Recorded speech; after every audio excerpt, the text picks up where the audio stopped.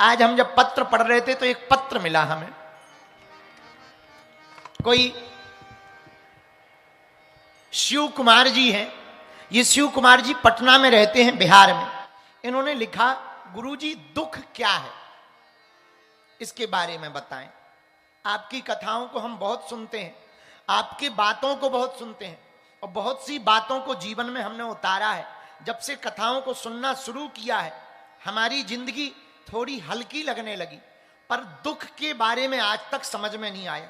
दुख है क्या, और अगर कोई दुख है, दुख होता क्यों है, और यदि कोई दुख है तो उससे बचने का उपाय क्या है।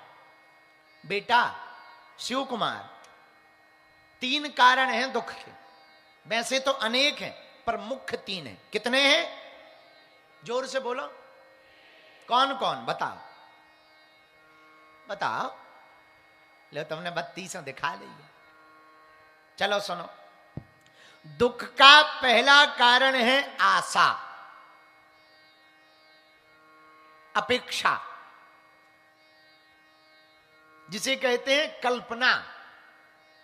हम लोग आशा कर लेते हैं कि ऐसा ही होगा, और वैसा ना हो तो दुखी हो जाते। हां जी या ना जी, ये पहला कारण। दूसरा कारण, दुख का दूसरा कारण है अज्ञानता, सत्य का पता ना होना। यह भी दुख का कारण। भाई किसी आदमी के बारे में पता हो कि यह सही आदमी है, और तुम्हें यही पता हो कि सही आदमी है, पर सही पता ना हो कि सही है कि गलत, और तुम प्रेम कर बैठो और फिर वो धोखा दे दे, तो दुख होता है। इसको कहते हैं अज्ञानता। दुख का तीसरा कारण शिव कुमार, वो है वर्तमान स्वीकार ना करना। और तुमने प्रश्न तो बड़ा प्यारा पूछा, जवाब देने में बहुत लंबा होगा, पर हम कुछ बातों से तुम्हें समझा देते हैं, और ये बात शायद आप लोगों को भी समझ में आए। पहला कारण दुख का है आशा, अपेक्षाएं। तुम जितनी आशाएं रखोगे उतने दुखी रहोगे। मेरे पागलो, तुम जितनी भी कल्पनाएं देखोगे उतने दुखी रहो। याद रखना, गांव में रहने वाला आदमी इसीलिए बहुत बार खुश रहता है क्योंकि उसने दिल्ली नहीं देखी, और दिल्ली के शौक नहीं देखे, दिल्ली के मजे नहीं देखे, दिल्ली की पार्टी नहीं देखी, दिल्ली में दौड़ती हुई सड़कों पर कारें नहीं देखी, इसलिए वो खुश रहता है। बैलगाड़ी के पहिया को भी वो राजा की सवारी समझता है। और तुमने कल्पनाएं देख ली या कल्पनाएं जान ली, और फिर तुम्हें ना मिले तो तुम दुखी हो जाओ। तुम्हें प्राप्त ना हो और पड़ोसी को मिल जाए, दुखी हो जाओ। और शिव कुमार, बुरा ना मानना, ये मन बड़ा खराब है। अपना गार्डन कम हरा भरा रखता है, पड़ोसी का ज्यादा। उसी कंपनी की खुद की गाड़ी हो, पर पड़ोसी की ज्यादा चमकदार लगती। लुगाई भी पड़ोसी की ज्यादा सुंदर लगती। हां शिव कुमार, ये मन बहुत खराब है। ये मन की वृत्ति बहुत विचित्र है, मन को समझने जैसा है। तुमने पूछा कि दुख का कारण क्या? दुख का कारण है किसी के प्रति अपनी भावना रख करके उससे अपेक्षाएं करना। जिसको तुम मानते हो, अगर उससे तुमने कल्पना कर ली कि ये आदमी हमको उधार दे देगा और उधार ना दे तो तुम दुखी हो जाओगे। हां जी या ना जी, ये दुख का कारण है, ये दुख का दिक्कत है।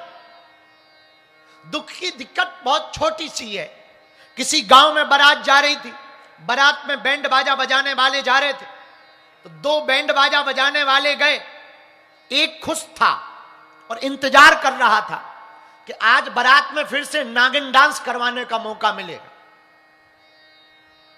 लेकिन बहुत देर हो गई, कोई नागिन डांस वाला नहीं आया, और एक आ गया तो और खुश हुआ। अब बढ़िया रहा, अब देखते हैं इसमें कितना डांस है, तो और बढ़िया बीन बजाने लगा। लेकिन उसी बैंड बाजा वाली टीम में एक दूसरा आदमी भी था। एक ही समय पे दोनों आए, एक ही समय पे दोनों को घर जाना है, एक जैसा दोनों को पेमेंट मिलना है। लेकिन एक खुश है कि नागिन डांस करने वाला आ गया, अब इससे डांस करवाएंगे। दूसरा दुखी हो गया कि अब ये आ गया, ये और डांस करेगा, 2 घंटा लग जाएंगे। ये दुख है एक जगह, पर एक ने आशा रखी, एक ने आशा नहीं रखी। एक यजमान के घर दो पंडित जी गए, दोनों वापस आए तो एक रो रहे थे, एक हंस रहे थे। तो एक व्यक्ति ने पूछा क्या बात है? शिव कुमार ध्यान से सुनना, और तुम्हारा भी प्रश्न होगा कि दुख क्या है, जरा समझना। एक यजमान के घर दो पंडित गए, दोनों वापस आए, एक हंस रहे थे, एक रो रहे थे। तो किसी व्यक्ति ने पूछा आप हंस रहे हो, आप रो रहे हो, मामला क्या है? क्या आपको ज्यादा पेमेंट मिली, इनको कम दक्षिणा? बोले नहीं नहीं, समान दक्षिणा थी। तो क्या इनको ज्यादा सम्मान मिला, आपको कम? नहीं नहीं नहीं, सम्मान बराबर मिला। तो क्या इनको भोजन कराया, तुम्हें नहीं कराया? नहीं नहीं, दोनों को भोजन कराया। फिर एक हंस क्यों रहा और एक रो क्यों रहा? दोनों ब्राह्मण अपनी अपनी बात सुनाने लगे। एक पंडित जी बोले हमने सोचा ये यजमान बहुत अमीर है, बहुत अमीर है, हम पूजा करवाएंगे, 5,000 देगा, पर 500 दिए। दूसरे पंडित जी बोले हमें पहले ही पता था, हम इसलिए हंस रहे हैं, हमें ये तो पता था कि अमीर है, पर ये भी पता था कंजूस है, 50 देगा, पर हमें 500 मिल गए हैं। ये जिंदगी है। आप अपने मन में जैसी कल्पना करोगे वैसे ही तुम्हारी जिंदगी में दुख और सुख उतरने लगेंगे।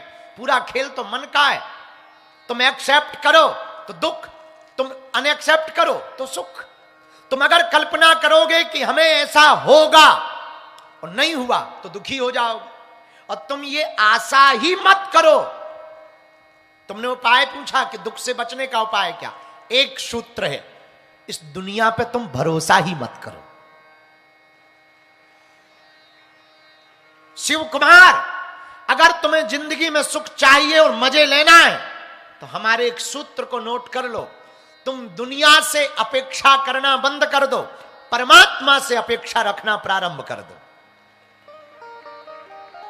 तुम्हें सुखी रहना है तो ये बात तुम अपनी जिंदगी की डायरी में, मन के स्तंभ पर नोट कर लो कि तुम्हें जिंदगी से धोखा ही मिलेगा। और ये बात अगर तुमने समझ ली तो बाद में भले ही धोखा ना मिले तो समझ जाना बोनस पॉइंट है, फिर दुख नहीं होगा। मिल भी जाए ना भी मिले दुख नहीं होगा। तो दुख से बचने का पहला कारण यही है, संसार पर आशा मत करो, संसार के लोगों पर आशा मत करो। ये पहला कारण। दुख का दूसरा कारण, दुख का दूसरा जो कारण है वो है, देखो एक बात और, दुख से बचने का एक उपाय और है शिव कुमार। यहीं पश्चिम बिहार में हमारा एक चेला रहता है चंगीलाल, उसकी लुगाई का नाम है मुन्नी बाई। मुन्नी बाई थोड़ा दिल्ली की चांदनी चौक की पढ़ी लिखी थी, बड़ी खतरनाक औरत। हमारे विचारे सीधे साधे जलेबी जैसे सीधे चंगीलाल को रोज पीटती, रोज डांटती। चूंकि मुन्नी बाई चांदनी चौक की थी, रोज डांटती, रोज पीटती और रोज धमकी देती कि मैं भाग जाऊंगी, मैं कल ही चली जाऊंगी। एक दिन तो उसने ऐसी धमकी दे। चंगीलाल सीधा साधा, चूंकि पश्चिम बिहार के लोग सीधे साधे होते ही, चंगीलाल बेचारा सीधा साधा। उसे लगा कि ये गई तो समाज में इज्जत गई, लोग क्या कहेंगे कि चली गई। एक घरवाली ना संभली, और कल के दिन चंगीलाल को नेता भी बनना था। तो उसने सोचा कि अब तो आगे का रास्ता भी बंद हो जाएगा, लोग कहेंगे जब तुमसे घरवाली संभली नहीं है, विधानसभा क्या खाक संभलेगी? भाई जिससे लुगाई ना संभले तो बात सही है, अब वो विधानसभा क्या खाक संभालेगा? और परेशान चंगीलाल। तो चंगीलाल ने हमारे पास आके अर्जी लगाई कि आप कोई उपाय बताओ, घरवाली बड़ी खतरनाक है और उसे जाना तो है, ये तो मैं उसके लक्षण से समझ चुका हूं, पर ऐसा कोई उपाय बताओ कि कम से कम विधानसभा चुनाव तक तो टिक जाए। हमने कहा इसका परमानेंट सॉल्यूशन है हमारे पास। बोले बोलो। हम कहा कुछ नहीं। उसने धमकी क्या दी? अरे बोले धमकी ये कह रही कि मैं कल भाग जाऊंगी। हमने कहा कान इधर ला। हमने उसको कान में एक गुरु मंत्र दिया, वो पास हो गया। वो तुरंत घर गया, रात को ही पश्चिम बिहार की ऊपर की बिल्डिंग में खड़ा होके बोला, दिल्ली वालों सुनो, कल के दिन कोई हमें दोष मत देना, हम आज से ही अपनी घरवाली का परित्याग कर रहे हैं। अब वो सुबह, अब वो पत्नी टेंशन में बोली, हमने कब कहा ये, आप परित्याग क्यों कर रहे? चंगीलाल बोला, सुबह जाना है, उसके पहले हमसे ही इस्तीफा ले ले। कम से कम कल के दिन समाज में ये इज्जत तो रहेगी कि पत्नी नहीं भगी, भगाई है, संतुष्टि तो रहेगी। शिव कुमार, भगवान करे तुम्हें ऐसा ना करना पड़े, पर शिव कुमार दुखों से बचने का ये सॉल्यूशन है, ये सूत्र है। क्या? दुखी तुम कब होगे? जब तुम कोई बात कमिटमेंट दुनिया के सामने कर दोगे कि हम ऐसा करेंगे और वो ना होगा तो बेइज्जती होगी, तो तुम दुखी रहोगे, दिमाग तुम्हारा ईगो डाउन होगा, ईगो हर्ट होगा, दिमाग में तुम्हारे टेंशन आएगी और तुम जल्दी पेंशन लेने के पहले ही निपट जाओगे। तो शिव कुमार उपाय क्या है? तुम पहले ही दिन दुनिया के सामने अपने आप को निकम्मा घोषित कर दो, अपने आप को विचित्र आदमी घोषित कर दो, अपने आप को जीरो घोषित कर दो। फिर भले ही 1 नंबर मिल जाए, 10 नंबर मिल जाए, ये बोनस होगा, और नहीं भी मिलेंगे तो तुम कह तो सकते हो कि हमने तो पहले ही कही थी, हमने तो पहले दिन ही कहा कि हम ऐसे हैं। ये दुख से बचने का उपाय। पर तुमने पूछा कि दुख क्या है, तो दूसरा कारण सुनो। दुख कुछ नहीं, अज्ञानता है।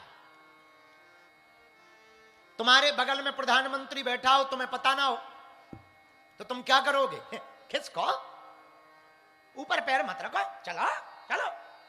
लेकिन तब तक कोई कान में कहे, कमिश्नर साहब पीएम है, अरे रख लो रख लो रख लो रख लो, कोई दिक्कत नहीं, रख लो, आ जाओ आ जाओ, नजदीक आ जाओ आ जाओ।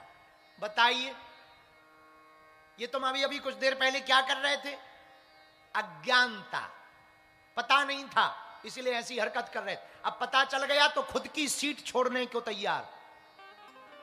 ये ज्ञान है। ये अज्ञानता भी दुख का कारण है। किसी दरिया के किनारे शिव कुमार, समझो दुख क्या है। दूसरा कारण, किसी नदी के किनारे एक आदमी गया, रात का समय था, मछलियां पकड़ने गया। पुराना जमाना, लाइट तो थी नहीं, वो रात को ही चला गया। उसने सोचा सुबह हो, बाकी मछुआरे आवे, उसके पहले मैं पहुंच जाऊं और सुबह की पहली सूर्योदय की किरण के पहले मैं जाल को बिछा दूं ताकि ज्यादा मछलियां पकड़ सकूं। अब वो रात को बैठ गया। किस्मत से उसके बगल में एक थैला डला था। उसने सोचा होगा कोई कचड़े का बैग, होगा कोई ऐसे ही कार्टून। उसमें कुछ पत्थर जैसे थे, चमकदार, चिकने चिकने। वो एक एक पत्थर उठावे और दरिया में, नदी में फेंकता जावे। और पूरी रात उसने उस कार्टून में भरे हुए पत्थरों को फेंका।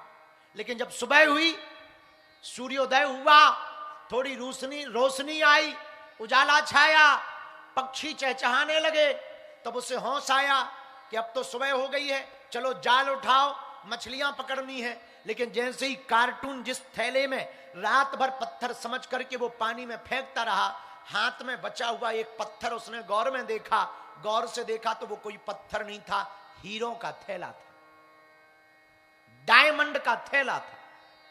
अब सिर धुन धुन कर पछताने लगा। एक ही बचा, पूरी रात हीरे फेंक फेंक करके दरिया में फेंक दिए। यही जिंदगी है। अगर तुम अज्ञानी रहोगे तो जिंदगी के प्रत्येक हीरे के पल को, सद्गुरु को तुम इस तरफ उस तरफ फेंकते जाओगे, तुम्हारे हाथ में कुछ नहीं लगेगा और तुम्हें दुख हो जाएगा।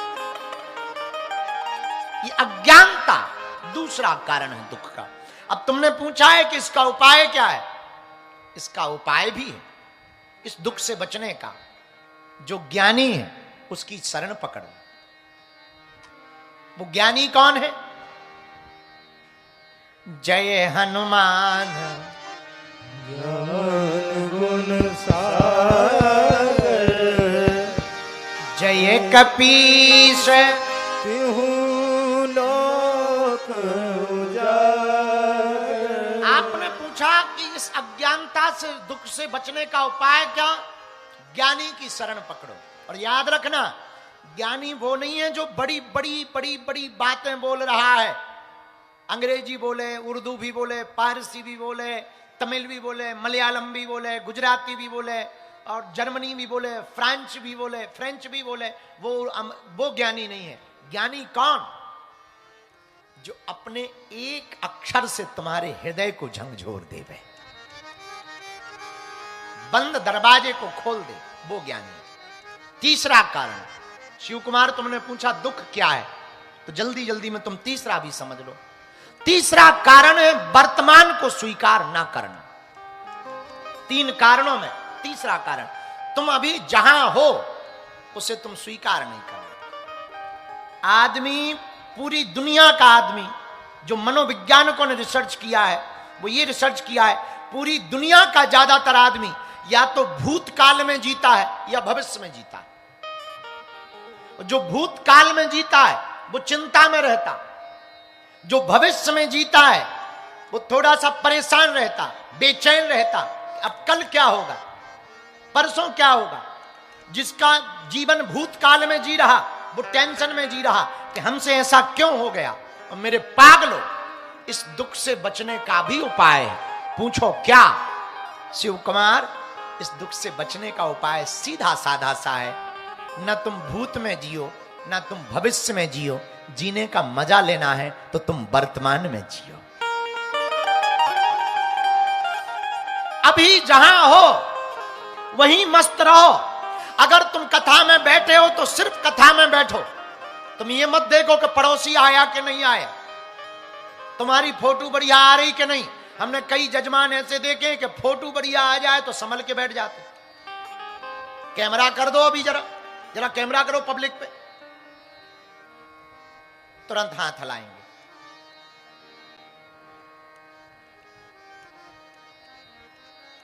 संभल के बैठेंगे, फोटो बढ़िया आए।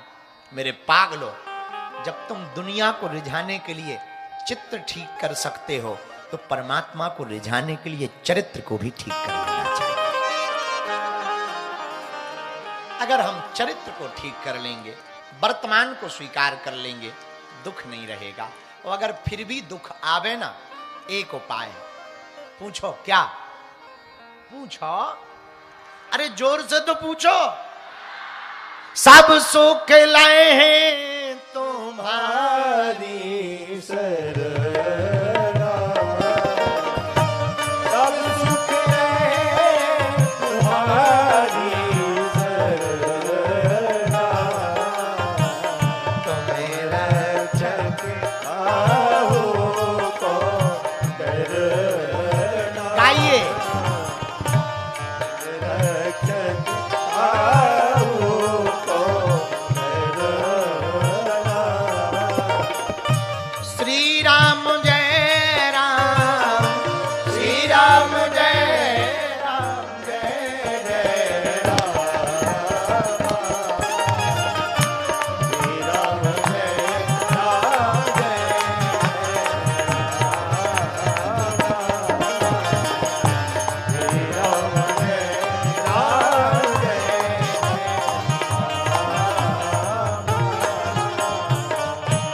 अगर फिर भी दुख हो जाए तो सुख जहां से मिलने वाला है उनके चरण पकड़ो। बोलो सीताराम।